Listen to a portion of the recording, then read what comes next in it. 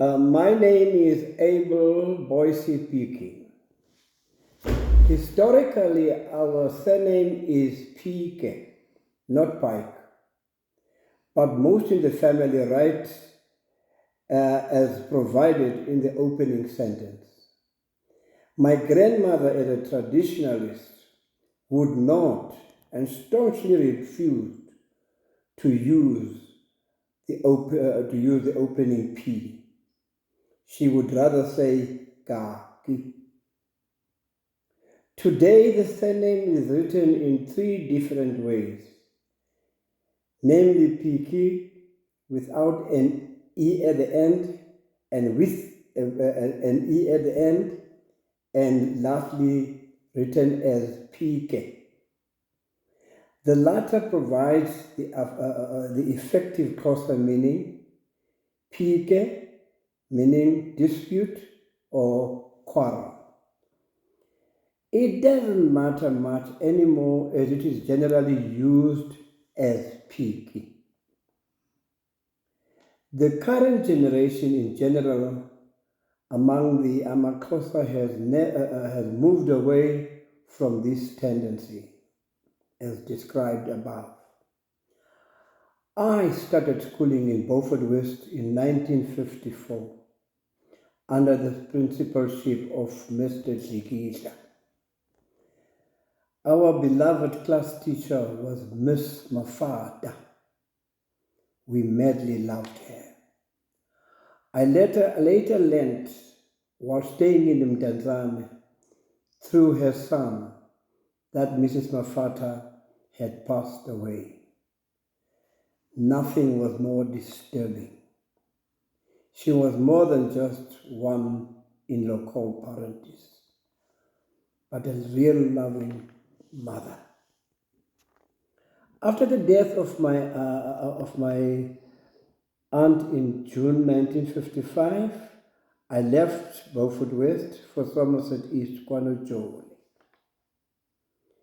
I proceeded with schooling until Standard 6. From home, I proceeded to Hilltown, a Methodist missionary school outside Fort Beaufort. My classmates were, among others, good old Maholoana, who was later a medical doctor, Cliff Tenge, a teacher, Zimkulu Sili, Vuyo Yina, also a doctor, and the list goes on. I left Hilltown after 1965. It was at Hilltown that I discovered I could write. In the Eagle magazine, I succeeded in placing a poem entitled David Livingstone, after the missionary. I later wrote some songs for moral rearmament. These songs were Decide, Pray, and Do. Suffer little children to come. Are we the last of our people or the start of a new continent? And this age challenges our Africa. When in Grahamstown, I got involved with some Rhodes University students with whom I got engaged in a play. And the play was entitled Hypocrites, the Lot of You.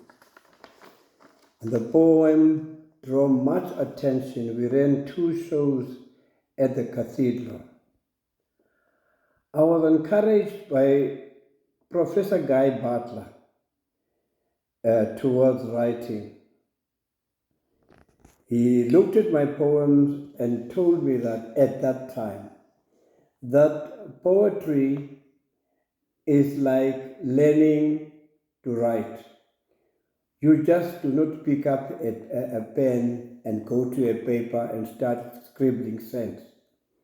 You first do some scribblings that have no meaning.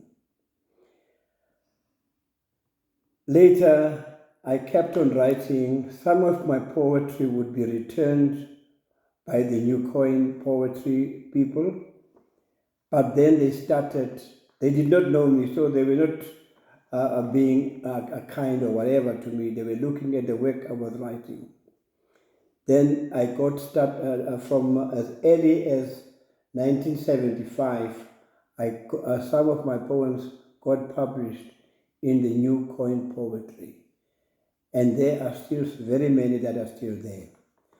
I've written more poems, but this time I intend producing a book, and I have not been sending to the New Coin Poetry in Grahamstown. I was encouraged by Guy Butler to write, and he told me it is not